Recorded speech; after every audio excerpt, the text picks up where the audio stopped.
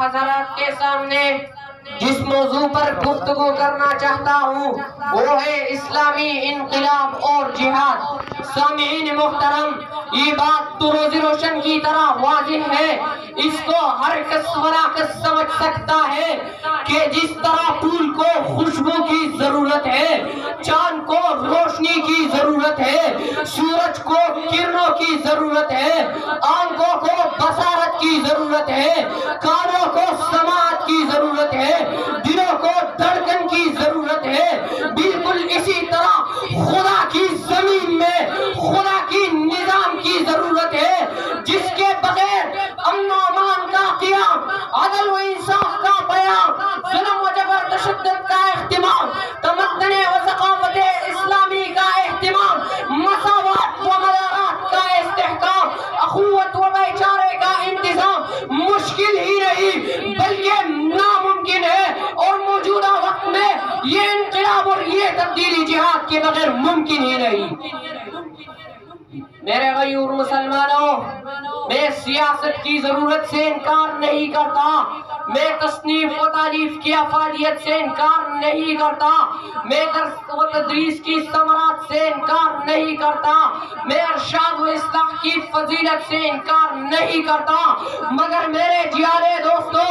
جب بھی اس سرزمین میں عدل و انصاف کو بسایا گیا، اس گلشن ارض کو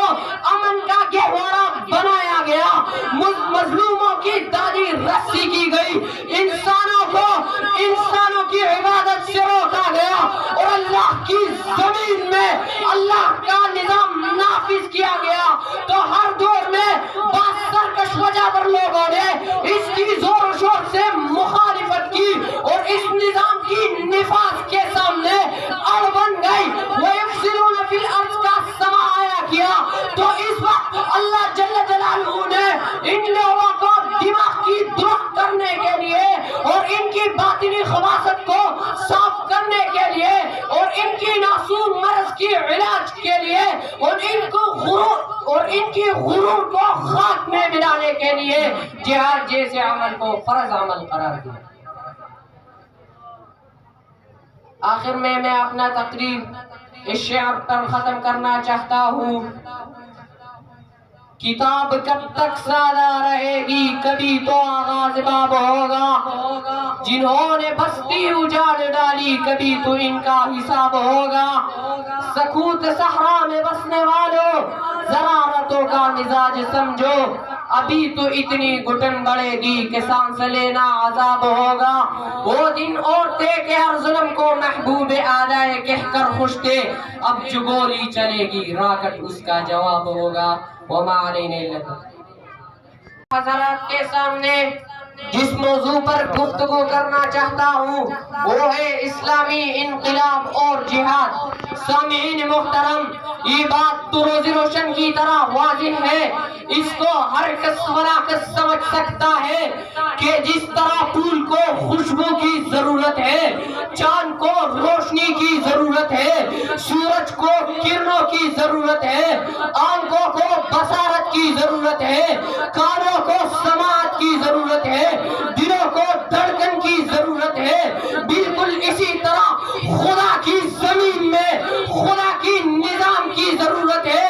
جس کے بغیر امن و امان کا قیام، عدل و انصاف کا قیام، ظلم و جبر تشدد کا اہتمام، تمدن و ثقافت اسلامی کا اہتمام، مساوات و مدارات کا استحکام، اخوت و بھائی چارے کا انتظام مشکل ہی نہیں بلکہ ناممکن ہے، اور موجودہ وقت میں یہ انقلاب اور یہ تبدیلی جہاد کے بغیر ممکن ہی نہیں۔ میرے غیور مسلمانوں، میں سیاست کی ضرورت سے انکار نہیں کرتا، میں تصنیف و تالیف کی افادیت سے انکار نہیں کرتا، میں درس و تدریس کی ثمرات سے انکار نہیں کرتا، میں ارشاد و اصلاح کی فضیلت سے انکار نہیں کرتا، مگر میرے جیارے دوستو، جب بھی اس سرزمین میں عدل و انصاف کو بسایا گیا، اس گلشن ارض کو امن کا گہوارہ بنایا گیا، مظلوموں کی دادی رسی کی گئی، انسانوں کی عبادت سے روکا گیا، اور اللہ کی زمین میں اللہ کا نظام نافذ کیا گیا تو ہر دور میں بعض سرکش وجہ لوگوں نے اس کی زور و شور سے مخالفت کی اور اس نظام کی نفاذ کے سامنے اڑ بن گئی. وَيُفْسِدُونَ فِي الْأَرْضِ کا سماعیہ کیا تو اس وقت اللہ جل جلالہ نے ان لوگوں کو دماغ کی درخت کرنے کے لیے اور ان کی باطنی خباثت کو صاف کرنے کے لیے اور ان کی معصوم مرض کی علاج کے لیے اور ان کی غرور کو خاک میں ملانے کے لیے جہاد جیسے عمل کو فرض عمل قرار دیا. آخر میں اپنا تقریر اس شعر پر ختم کرنا چاہتا ہوں. کتاب کب تک سادہ رہے گی کبھی تو آغاز باب ہوگا. جنہوں نے بستی اجاڑ ڈالی کبھی تو ان کا حساب ہوگا. سکوت صحرا میں بسنے والوں ذرا رتوں کا مزاج سمجھو. ابھی تو اتنی گھٹن بڑھے گی کہ سانس لینا عذاب ہوگا. وہ دن عورتیں کہ ہر ظلم کو محبوب آلائے کہہ کر خوش تھے. اب جو گولی چلے گی راکٹ اس کا جواب ہوگا. وما علینا الا